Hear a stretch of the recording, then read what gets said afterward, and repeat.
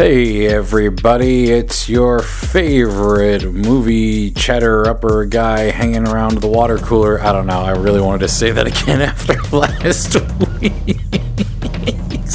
Already starting off great. It's time for another damn fine cup of coffee, and if you guys are out there, we should really chat, or a quick cup of water from the water cooler, because it's the Hollow9ine Network's 15 minutes of movie memory madness with your boy, Dave the Klone. C'est la vie, said the old folks. It just goes to show you never can tell.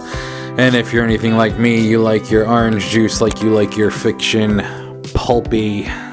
Actually, that's a total friggin' fallacy. I hate pulpy orange juice. I think it's disgusting. I'm like drinking a glass full of snotty water. I'm getting a little perklempt, thinking about it. But yes, it is finally time in our 18th episode to talk about when the world that we've all been enjoying for the last couple decades really began. 1994's Quentin Tarantino mainstreaming, which I guess is technically not true because we've already talked about true romance, not True Detective. True Romance, which was a couple of years prior to this, and was unbeknownst though that because Tony Scott directed that one, no one really knew it was QT, and this is really the one that made him become a household name, much like those who saw Snatch before they saw Lock, Stock, and Two Smoking Barrels. I saw Pulp Fiction before I saw Reservoir Dogs, and saw Reservoir Dogs because I saw Pulp Fiction, so here we are. Let's arrive. I'm already going as out of order as the narrative style of this now classic. Oh my, we're talking, it's 30 years ago. Oh my God. 30? Yeah, 30. Oh my God, 2004, 2014. It's 30 years. I did not realize that. That was a happy accident. I just, it's hard to gauge with this podcast which movies are appropriate to do at which times. Every once in a while, like, around the holidays, I was trying to do some Christmas movies, but walked right into this one like a buzzsaw. Someone give me a gold watch. Or someone get me the Hocked Hattori Hanzo sword from the pawn shop, which so this quite arguably would be the center of all the layers and levels of the Quentin Tarantino universe. This is the movie that really changed everything, almost the way that Star Wars changed everything, because from Pulp Fiction, this was really the breaking of the mold for all things cinematic.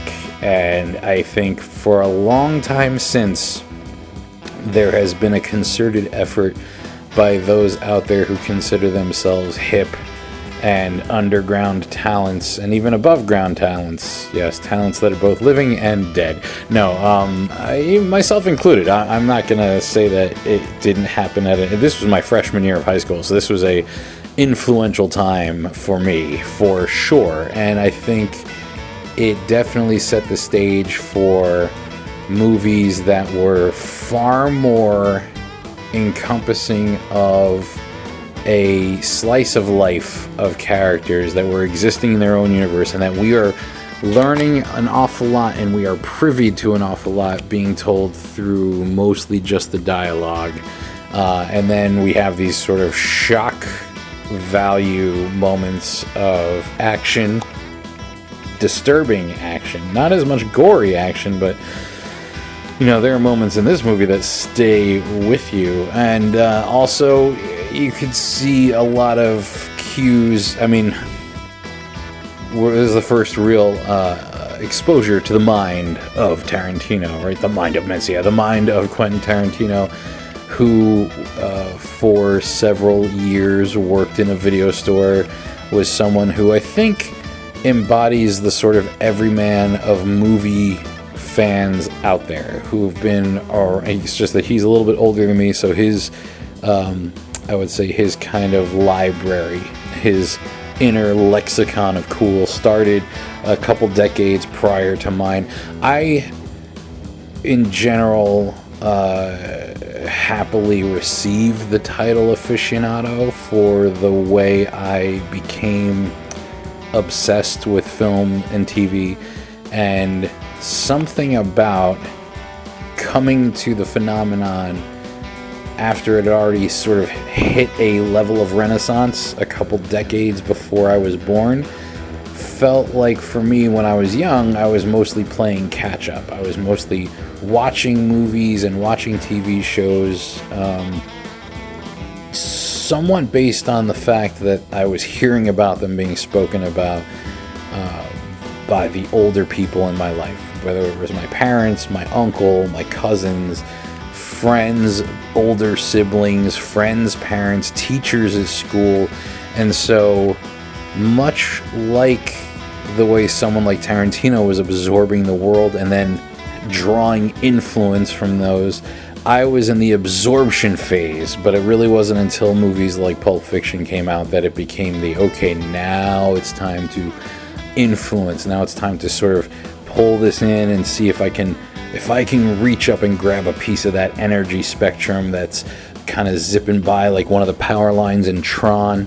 Except this movie really, I mean, it floored not only me, it floored everybody. And it's funny because, you know, it starts out with the definitions of the words pulp, as far as both a moist, formless mass of matter, and then also a book containing lurid and shocking subject matter, and fiction doesn't really even still set the stage for you to be able to kind of understand what you're going to be getting or getting into with this movie. First and foremost, it was a movie that was being advertised all over the place. We gotta really hand it to Miramax. I know we were not supposed to say their name. It's like the Voldemort of former filmmaking glory here, with Harvey Weinstein rotting away in jail as we speak. But Miramax did a great job of plastering promotions for this movie everywhere. I can't even recall how many movies I would rent that would have the coming soon in theaters trailer for Pulp Fiction. And prior to going into the movie, all you know is that this is not only something that looks super cool, the music in the trailer is really cool, but it was like filled to the brim with an ensemble. I mean, you'd call it an ensemble cast, but this was on the level of like a super group, like when, like, you know, members of Pearl Jam and Soundgarden and Mother Love Bone are playing as Temple of the Dog. Well, yeah, we've got literally everybody, and some of these folks, you know, Samuel L. Jackson had clearly appeared in movies before this, but this movie made him a movie star for sure. Like, I remember sitting there being horrified. Jules Winfield was a scary guy because of how intense, I mean, yelling at the top of his lungs, "English, motherfucker, do you speak?" So I went to see this movie in the theaters. I feel like that's a certain level of acclaim to fame. I remember there was a period of time in my life where I was romantically involved with and eventually engaged, and then we broke off the engagement. But still, if you really want more of the details of that story, check out my other podcast, Feeling It, Healing It, A Diary of Recovery, available now on Spotify, is everywhere. But I was with somebody who was 6.5 years younger than me, and now that happened after I had been dating somebody 12 years older than me, so age gaps were interesting. I was able to relate far more to the sort of tastes, pop culture references of the person who was 12 years older than me than I was with the person who was 6.5 years younger than me. And I remember the woman who was 6.5 years younger than me, like, I remember telling her that I saw Home Alone in the theater, and she was like shocked. She was like, "What?" I'm like, "What do you mean, what?" You know. And so things being in that realm, It was the fact that I saw this movie, that I'd been wanting to see this movie because of all the promotions and just seeing how many people are in Bruce Willis. John Travolta, who at that time had sort of fallen into this weird lull of the Look Who's Talking franchise after having been a megastar, obviously before my time, with Welcome Back, Kotter, and Staying Alive, and Saturday Night Fever. Saturday Night Fever obviously being the first one, and Staying Alive being the second, and much like Pulp Fiction followed a non-linear timeline in its delivery of the story, Dave's all over the place recollection and tangent driven style is in full effect right now, so hopefully you're able to keep up out there. And if not, feel free to email me at hollow9podcast@gmail.com. That's the word hollow, the number 9, INE, podcast, all one word, at gmail.com. Put Pulp Fiction in the subject line and let's talk about it, because so after seeing promos, Bruce Willis, at the time, Bruce Willis was like, on my hero list. His sort of bravado was definitely fueling a lot of my efforts to not only get into a band, but to start like working out like crazy and lifting. In fact, one of my best friends at the time, we weren't best friends when we saw this movie, but by the end of freshman year, we became friends, and it became this sort of summertime goal for us to start like really hitting the weights. And I think I got to look back at what year. I'm pretty sure 12 Monkeys came out around this time as well. So it was a time where, and of course everybody Die Hard, that Die Hard had clearly already been a part of the lexicon of cool. So to see Bruce Willis being part of this huge ensemble cast, Tim Roth, who again I wasn't as familiar with, but he was familiar enough because I'd probably seen him in something before then. And it was sort of the beginning of the era for Tim Roth. Amanda Plummer I was familiar with already because of Sorry Mary and Axe Murderer, as well as other movies. I used to just watch random stuff on cable, stuff from there was a thing back in the day, folks, called cable premium TV, where you would just be watching one movie, it would end, and then you'd flip around and catch stuff already in progress. And so that was how a lot of us who were able to develop these tastes based on sort of like a random sampling. It was kind of like the equivalent of going to one of those Chinese buffets where you just kind of take a little bit of every, or even better than a Chinese buffet. We'll talk about a buffet in Vegas where it's like they've got every kind of food you could think of, and you want to either use one big plate and take a bunch of little things just so you could be this eclectic experience. You're paid $70 to eat there, you might as well enjoy a little bit of everything. Remind me to tell you of the last time I went to, I'm trying to think, was it the Caesars buffet? It was one of the buffets. It wasn't Bellagio. I have had the buffet at Bellagio. We're way off topic. Let's pull it back to Pulp Fiction. We had Harvey Keitel in there. Harvey Keitel is like a household name because he's been in so many movies before this. Samuel Jackson I wasn't super familiar with. Uma Thurman I was, though. Let's see what else, because she was in Jennifer 8. Ving Rhames I was not familiar with at the time, but yeah, once you've seen this movie, you're kind of like, I will never forget you. In fact, every movie I see you in from now on, I will always be like, oh, it's Marcellus Wallace. That's pretty amazing. Steve Buscemi was in there. It's funny because the first thing that happens in the movie after the cold open with the diner scene with Pumpkin and Honey Bunny, played by Amanda Plummer and Tim Roth, you get the title of the movie and then this kind of like quick cast list, and you're like, oh my god. Even listing Quentin Tarantino in there now. At the time I didn't know who he was, so I didn't know how to recognize him in the film. But you really, the trailers didn't do a great job of setting up what the actual movie's about. And in fact, one of the things I think the sort of shock value that was hard for people to digest about this movie when it first came out was, after you've seen it, you're still kind of like, I kind of understand what it's about. And it was really just because of the way it was presented. in this non-linear fashion, where you kind of had to be like, okay, so wait a minute, is this time travel? It's funny how now, when I watched it the other day, kind of gearing up for this, because, I'll sit around and be like, oh man, what should I talk about next? I'm pulled back to the 90s with Last of the Mohicans, and it seems like the 90s is my most fertile ground, I have to admit. That is what and I also kind of see it as the last golden era of film. Everything's been sort of on a more downhill trajectory since even The Matrix came out in 99, so that's still within that. And it's again also this sort of last decade of the last millennium kind of putting out this push. And it was also right before everything went high def. It was when movies still had this kind of magic screen separation, where you're sitting on one side of it, they're on the other side in this little box, and there's no way you're ever going to cross that barrier unless you go and become part of the industry. And I felt the only way that might ever happen for me would be through writing, and it was from the inspiration I got from this movie that I first started to try my hand at writing scripts and coming up with, and because it felt like you could be random. That was,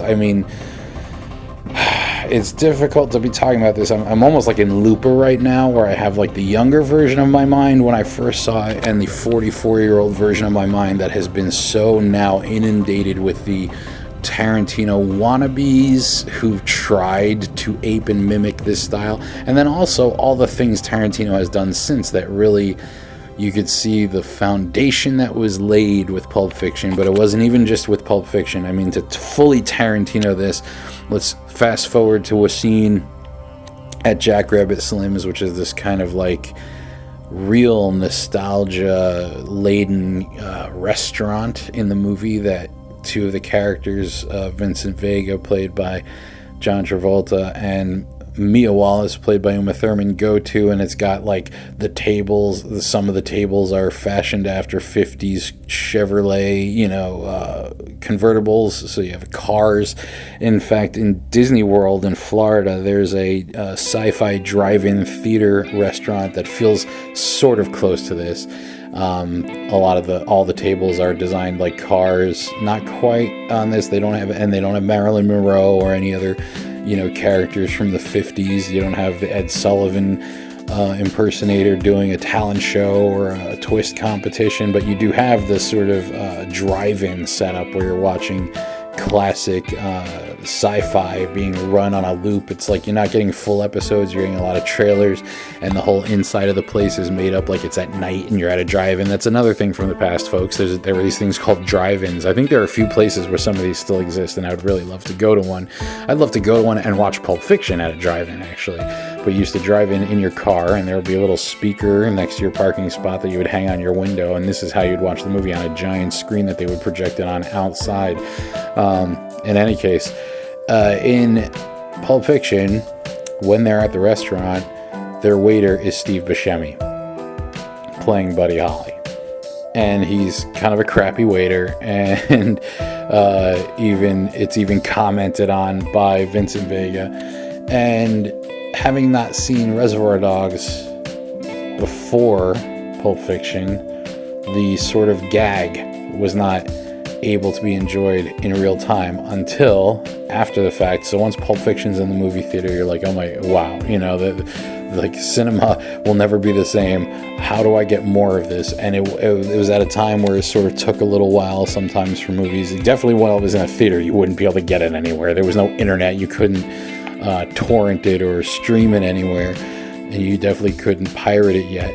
So you would be waiting for the video to come to VHS, which was a magnetic tape, folks. It was that would have to be played on a VCR. I'm nostalgia. Okay, chill. You guys can Google all these things now. In any case, what wound up happening was that I would go to the video store and realize that this thing I'd been seeing on the shelves for a couple of years at this point and never really inspired to rent until now was this movie Reservoir Dogs, which was the first movie that Tarantino directed. It wasn't the first movie he sold. First screenplay he sold was True Romance, which wound up being directed by Tony Scott. You could see too in that some of the beginning, the sort of precursor, a little bit of the damned if I lied Joe to a damned if I know kind of being dropped in places before. I mean, really it was. Pulp Fiction's the sort of rising of the phoenix of Quentin Tarantino from all, like, you know, building up to that. But Reservoir Dogs opens with a bunch of criminals at a diner enjoying a chill breakfast where they're all kind of bullshitting about pop culture while they're getting ready to go pull this job. And Steve Buscemi's character, Mr. Pink, we never learn his real name in the movie, is bitching about the waitress and saying that waitresses are, you know, that he refuses to tip, he doesn't believe in it. But it was really kind of, he goes on this huge tirade and people are kind of giving him shit because, like, a waitress is waiting tables is a job anyone can get. At this time they were talking about it in terms of waitressing and saying any woman could get a job waitressing regardless of her skills and abilities. And he kind of gives that whole, like, this is the world's smallest violin playing for the waitresses. So we come full circle in the Tarantino universe, and the actor who played that character is now playing a waiter, and he's doing a crappy job. You know, it's like that's how the Tarantino universe works. Movies weren't on that level at this time, you know, and if they were, it was only really independent movies, and those were really, you know, I clearly when Pulp Fiction came out, I wasn't of the age or experience to kind of be open-minded enough to watch independent films. But I think technically Pulp Fiction, aside from its megastar cast, was in its style an independent movie, and I think it had won tons of awards at film festivals before it got its major theatrical release. I'm sure that's where the Weinsteins found it, right? I could be wrong. I'm just saying this. I'm just talking out of the top of my head. But I think once Pulp Fiction happened, it unlocked a more mainstream taste for movies that didn't fit what had been a conventional mold at the time. Certainly telling your story as out of order as Pulp Fiction did, using these moments to kind of, really, it's the character development that is kind of phenomenal about this film.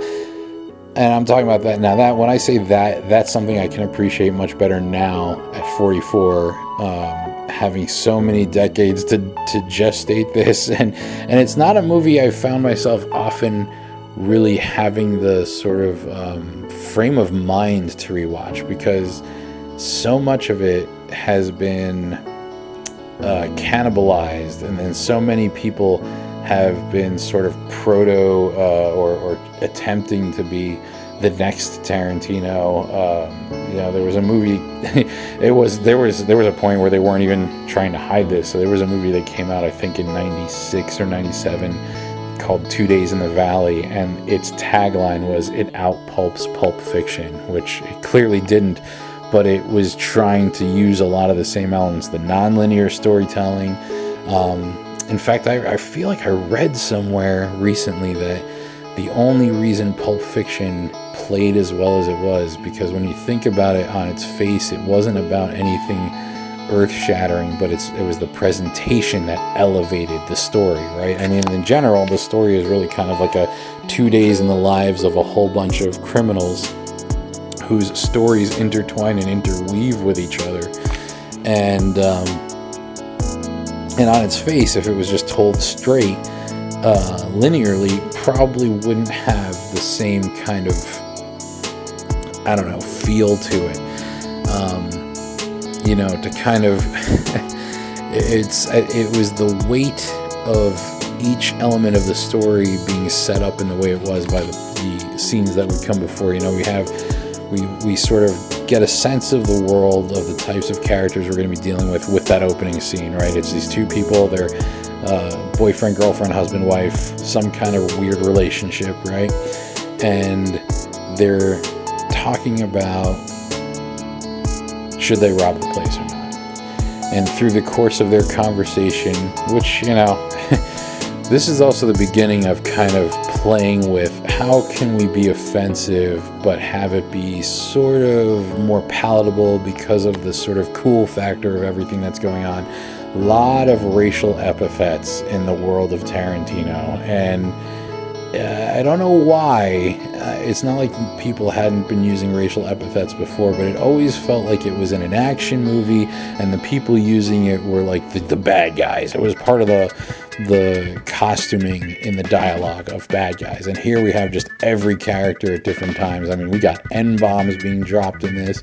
We got the bus boys being called wetbacks by Tim Roth in the very beginning of it. I mean, this was...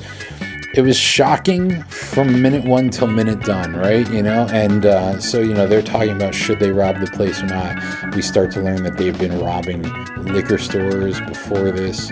I almost think that in Michael Mann's Heat, there's a line thrown in that could be kind of like a reflection of this, because, you know, you have De Niro's character in that movie, Neil McCauley, is kind of like a highline burglar. He only does like jobs of a certain caliber and up, and when he's meeting with Vincent Hanna, the detective who's chasing him, they meet for coffee, and he says, "Do you see me doing thrill seeker liquor store?"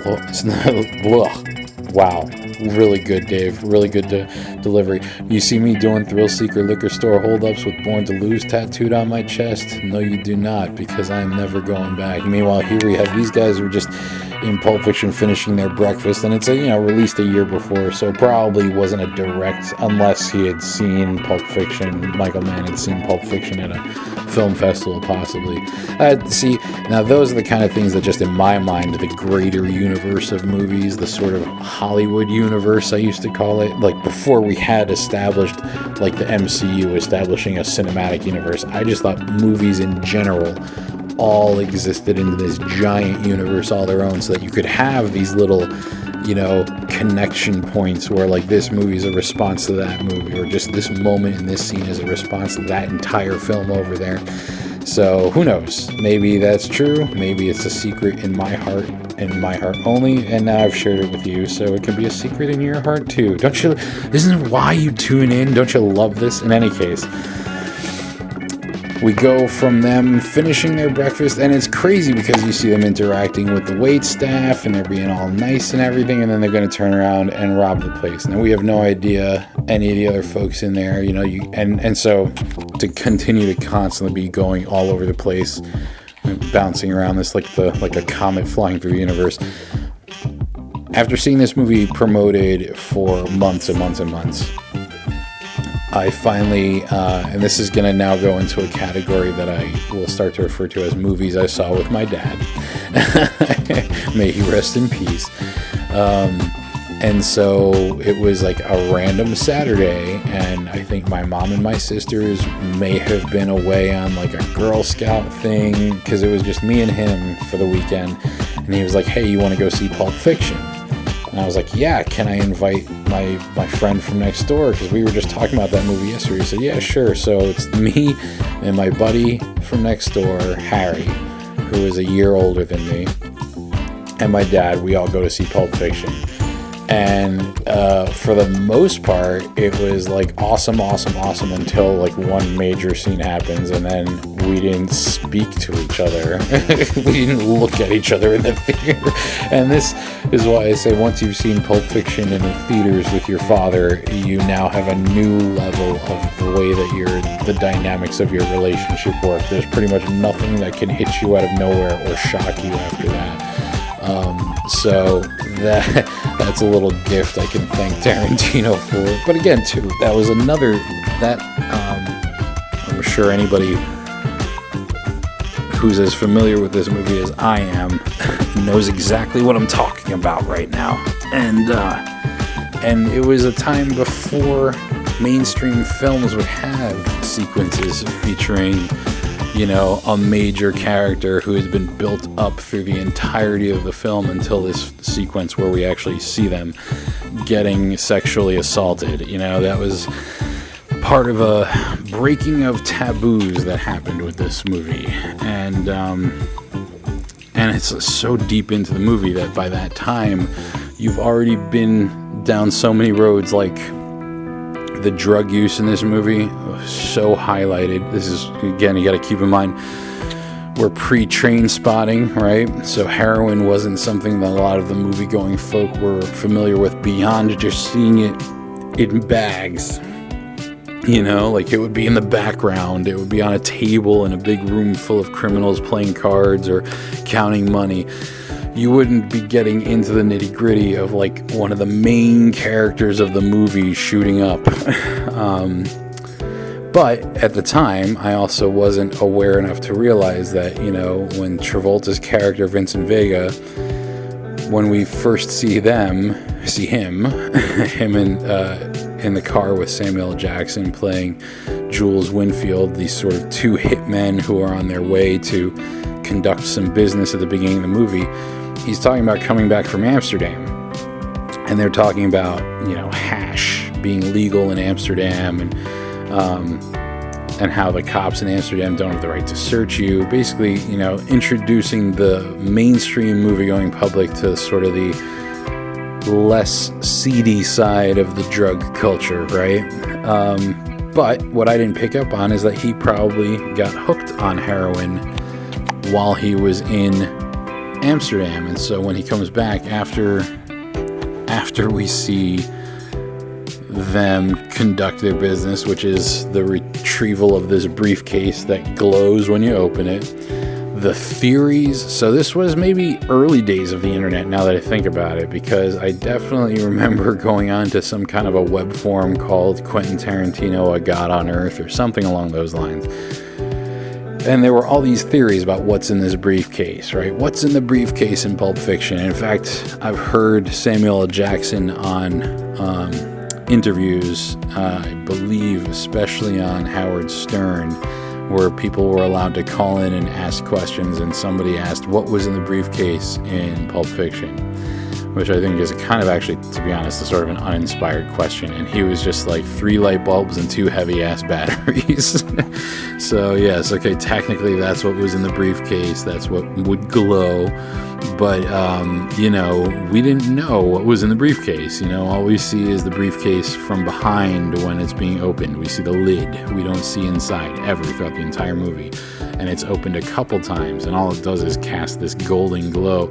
And I remember reading a theory that it was Marcellus Wallace's soul, and that was why it glowed. And in the first scene that we see Marcellus Wallace, we only see him from behind, and he has a Band-Aid on the back of his neck, and everybody's like, that Band-Aid is covering a 666 tattoo, or the wound through which his soul was taken. And I was like, okay, I know this movie's new and different and everything, right? I know we all watch movies differently now, but what part of any of this made you think that we're on that level of dealing with people's souls and briefcases, and that Marcellus Wallace, who's kind of like this mafia don of the film, he's definitely a criminal boss of the film, the 2 hitmen we see in the beginning, John Travolta, Samuel L. Jackson, Vincent Vega, Jules Winfield, they work for Marcellus Wallace,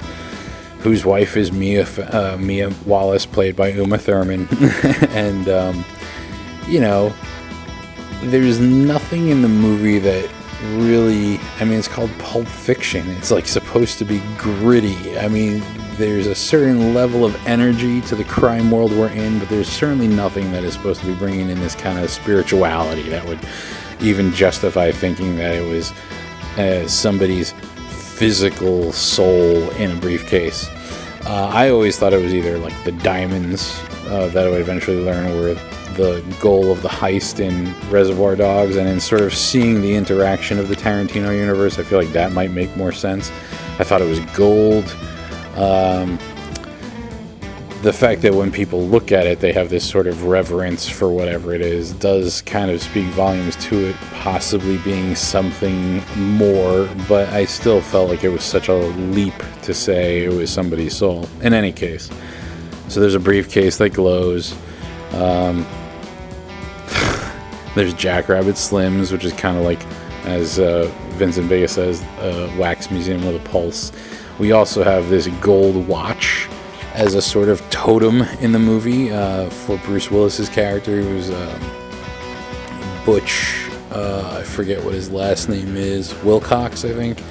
And he's a down-and-out boxer towards the end of his career. And when we first see him, he's meeting with Marcellus Wallace, who's paying him off to throw a boxing match. And then before we go into his storyline, it opens with, out of nowhere, Christopher Walken, who's coming to see a child version of Butch to deliver a gold watch that he was able to, let's say, keep safe for him through being a prisoner of war in Vietnam.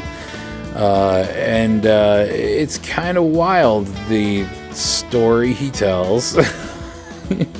Probably trying to plant the seed in our minds of like grown men and the anal cavity being on the table. Being in play, let's say, in the movie, because that was where it was smuggled and kept safe by both not only him but Butch's dad, who was in the Hanoi Hilton, they called it, prison camp after being shot down in the war. But we get a history of this watch was passed down through the generations of his family, who were all soldiers who either fought or died in wars. You know, so you got a little bit of Forrest Gump happening in there too, you know. Even Forrest Gump, you know, like talking about a movie that may have set the stage for this multiple sort of time period pieces, still followed a chronological order. This was sort of just like, I think the way I would think about it now is like these scenes were written in the order they were thought of, as opposed to the order they should happen for a story, right? I'm sure, Quentin, if you're hearing this, I apologize for making these kinds of leaps and assumptions, but that's kind of what this podcast is a rabid movie fan just kind of talking about the thoughts that have been embedded in my mind from loving movies for so long.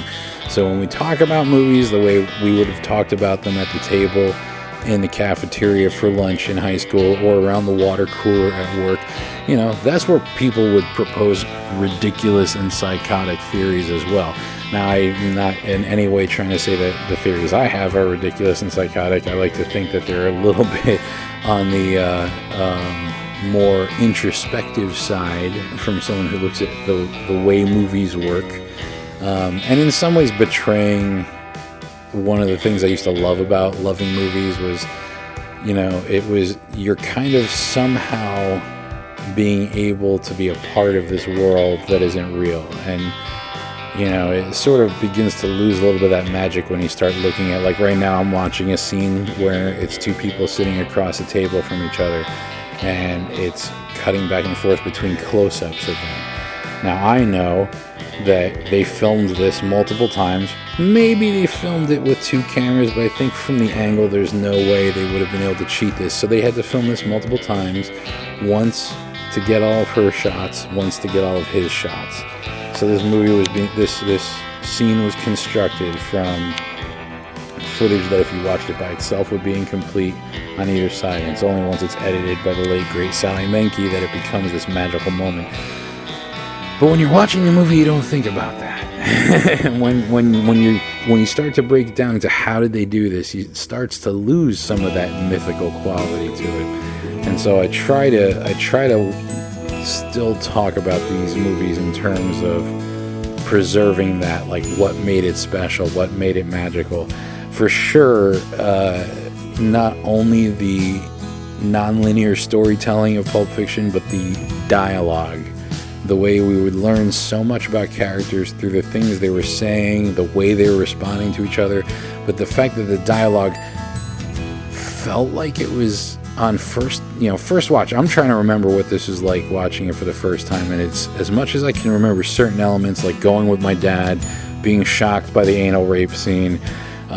In fact, that scene, I'm trying to avoid focusing on that scene because the movie is so much more, but when you don't know anything like that's coming and it happens, it really, you know, I remember at first kind of feeling like, did I like this movie? Is it okay to like this movie? I almost kind of had a little bit of a rebellion in my mind to the idea of liking it, because that was so, again, outside the norm. That was a huge breaking of convention. And also kind of it's like a bunch of anti-heroes, you know. We have a heroin-addled John Travolta, we have cocaine-addicted Uma Thurman, but yet they have this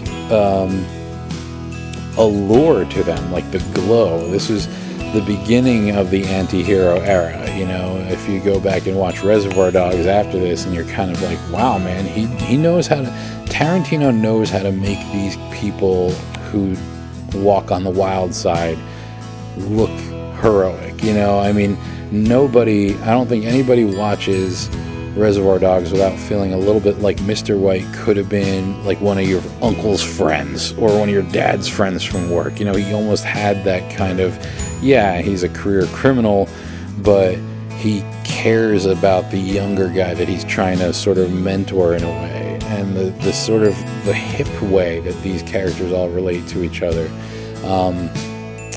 And I think it's something that it's interesting to kind of put this movie against True Romance and look at the way there's certain elements of this in True Romance, but not as much feeling the way it does with Pulp Fiction and all the movies that Tarantino directed himself. And it's kind of the same way, and a lot of people are probably unaware that, and he still gets a story by credit on it, but Natural Born Killers is based on a screenplay that Tarantino wrote and that Oliver Stone directed. I think there was another screenwriter who has credit for the screenplay, because Tarantino really didn't love what Oliver Stone did with the movie. He actually kind of disavows involvement with the movie. But it's interesting to see how when his material is attempted to be created or handled by the established Hollywood that was sort of laying the groundwork and the rules before he showed up, how it sort of works, but not really. I mean, like, you know, everybody will remember the Christopher Walken Dennis Hopper scene from True Romance, and how we'd not seen something like that before. That was definitely a precursor to what every scene, every dialogue in Pulp Fiction is like. You know, it's like got this kind of weight to it in a way. Even if they're talking about doing drugs or talking about committing crimes, it's got this kind of mythical quality to it. And really, after this, every movie had an element of Tarantino in it. Every movie had an element of non-linear storytelling in it. It really, from this point on, you could see a clear change in the way movie audiences wanted their movies presented, you know. And like I said, anti-heroes became a much bigger thing. You know, you realize the way this movie ends, because the scene that it ends on is a continuation of the cold open, which comes in between. Alright, so cold open is not happening. The cold open is happening later in the same day that Vincent and Jules went to collect the briefcase. And in between the briefcase is the scene where Marvin gets shot in the face in the car, and they have to go to Jimmy's house, played by Quentin Tarantino, to figure out how to get rid of their car that is now covered in blood and has a body in the trunk. And that's where Harvey Keitel comes in. Then they go from there to the diner where Pumpkin and Honey Bunny rob the place, and Jules, after just killing a bunch of people to get the briefcase back, and they survive miraculously, one of the guys being in the bathroom, coming out and trying to kill them with a revolver, fires several rounds at them in a room small enough that there should have been no way he could have missed. And after them surviving and killing that guy, Jules' character has this kind of moment of clarity, as he calls it, where he feels like divine intervention happened, God stopped the bullets from killing them, and that's his sign to get out of this line of work. After that, Vincent goes on his date with Mia Wallace, which we heard him talk about as he and Jules were getting ready to go and collect the briefcase. So now we knew that Vincent had been tapped by Marcellus to take Mia on a date. He takes her on a date. The next night, Butch is in his boxing match that he's supposed to throw. We do see, after the diner, Vincent and Jules stop off in the bar where Butch is meeting with Marcellus Wallace. So we know that all of that happened on day 1. Day 2 is Bruce Willis going to his boxing match, accidentally killing the opponent that he was supposed to lose to in the 5th round in the 2nd round. And now he's on the run from Marcellus Wallace. But we also find out that he bet on himself, or at least had his friend in Tennessee bet on him. And so now he's going to be even wealthier than he was just from being paid off by Marcellus Wallace. So now the whole key for him is to lay low and get out of town and escape with his wife Fabiana, who was waiting for him at a motel. Their scene is weird. Her dialogue is weird. Probably my least favorite dialogue in the whole movie, but watching it recently, I had an affinity for her character. Maybe it's because I've met some people similar to her. See, like, watching a movie like this when you're a freshman in high school with so little experience of the world. Now, I'm not saying I've ever had the privilege or pleasure of hanging out with these career criminals or high-profile gangsters or anything like that, but you do, in the course of traveling, especially going to places like Vegas, and especially it seems in the corporate world, you do meet a bit of a cavalcade of characters. And I have not met drug addicts like this. I have met drug addicts. I have not met gangsters like this, though I have met people that I found out later were criminals. I have known drug dealers. I have gone to dispensaries and seen legalized drug dealers. And once you start to have a little bit of a palette of the folks that are out there in the world with you, you come back and you watch a movie like this and you're like, well, you know what? Fabiana was weird, but I really liked her now. I like how much she's in love with Butch, but because she forgot the gold watch, that we only know why it's so important because we had our Christopher Walken scene. He winds up having to go back to his apartment to get the watch before they can leave, and while he's there, we run into Vincent Vega by himself. Now, because he doesn't have his partner with him anymore, because Jules has quit the life, he made the mistake of leaving his silenced, sound-suppressed Uzi on the kitchen counter while he went to the bathroom to read his book and take a shit. And Butch, who's come back to the apartment to get his gold watch, has not made enough noise to alert Vincent to his presence. And he doesn't know that Vincent's there. He decides to throw some Pop-Tarts in the toaster. And once he's in the kitchen, Pop-Tarts in the toaster, then he notices the gun. And he realizes, oh shit, someone is here. Picks up the gun, hears the toilet flush, turns. We see the death of Vincent. And it's not the end of the movie. So now we know that in the course of the day after where the movie winds up ending, because the end of the movie now, remember, is the diner scene with Honey Bunny and Pumpkin, and Vincent and Jules are the heroes of that scene. So not only do we get to see the sort of the end of an era for Jules, the end of his life for Vince, we get to see them be the heroes at the end of the movie, which is much more what we're used to seeing in movies at this time. And then, of course, after Butch gets away and he thinks he's top of the world now, he got the guy who was waiting from his apartment. He's driving his wife's Honda to get back to the motel to pick her up, and they're walking across the street in front of him carrying a box of donuts is Marcellus Wallace. So what does he do? Plows in him with the car. They wind up going on a sort of cat and mouse chase up a few blocks because both of them survive this car wreck and wind up in a pawn shop. Oh my god, no one saw this coming. And the idea that there are places where stuff like this happens is still, like, that was what I found myself thinking, like, wait, so there are pawn shops that are really just a front for two hillbillies in LA who like to rape people?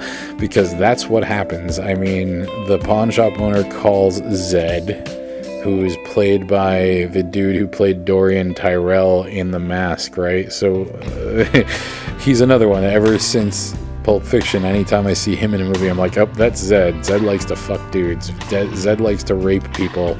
Especially like in Under Siege 2 Dark Territory, he shows up as one of the terrorists on the train, and I still am just like, yep, that's Zed. That's Zed. I'm sorry, that's all I see you as now, dude. I see you as Zed, I see Ving Rhames as Marcellus Wallace, and you two share a very special connection. And so, you know, they wake up. I mean, who else didn't know what a ball gag was until they saw Pulp Fiction? And then after Pulp Fiction, you're like, okay, by the time Hostel comes around, you're like, oh, I know what those things are used for. Yeah, it's such a crazy world, right? And so, you know, the end of the movie really is this moment where Ving Rhames as Marcellus Wallace and Bruce Willis as Butch Wilcox are, you know, tied to chairs with ball gags, and it's by a less than fortunate moment of eeny, meeny, miny, mo that decides which of them gets to get pulled into the back room and assaulted. And, you know, Butch has his moment where he could get away and leave the mafioso who is going to kill him to his own demise, but decides, no, hold on a second, I have an opportunity to possibly get myself out of trouble here. My favorite thing is when he goes through the options of weaponry that he can use to save Ving Rhames' life. But yeah, he winds up going in with a samurai sword, knocks out the gimp. Well, he knocked out the gimp already. There was a gimp. Nobody knew what gimps were until Pulp Fiction either. And saves Marcellus Wallace, and then winds up going back to pick up his wife with Zed's chopper. Not a motorcycle, it's a chopper. And they ride off into the sunset. That could have been, I guess, the happier ending too, but I think the movie-going audience was going to be too in shock from what they just saw to let that be the end of the movie. So, you know, kind of the brilliance of telling it out of linear order to make it this kind of, again, like this article said, I don't agree that it was a mediocre story, but I do agree that telling it out of order elevated the hell out of it. Pulp Fiction, probably not the way I really planned on talking about this movie, but at this point, this is the longest episode of 15 minutes of movie memory madness we've had yet, so I'm going to stop there and remind everybody to again, hit the like and subscribe if you haven't already. Do all the things that you're supposed to do to help shows like this grow. Spread the word. I think we're all well overdue back at our desks from our coffee break here. So it has been fun talking about this movie, going back down memory lane on Pulp Fiction. And yeah, I hope you've enjoyed it as much as I did. You get gone and you stay gone, but don't be gone. Don't stay gone either. Come back when I find you, and see you next time at the movies. Adios. You've been listening to the Hollow9ine Network, bringing you the very best in fan-made media. That's the word hollow, the number 9, I-N-E. Find the Hollow9ine Network on Facebook. Follow us on Twitter, Instagram, and Snapchat. Rate and review us on iTunes, Stitcher, Google Play, or wherever you find your podcasts. Email us at hollow9podcast@gmail.com. Leave us your feedback. Join in the conversation and be a part of the action. Join in the fun. Hollow9ine.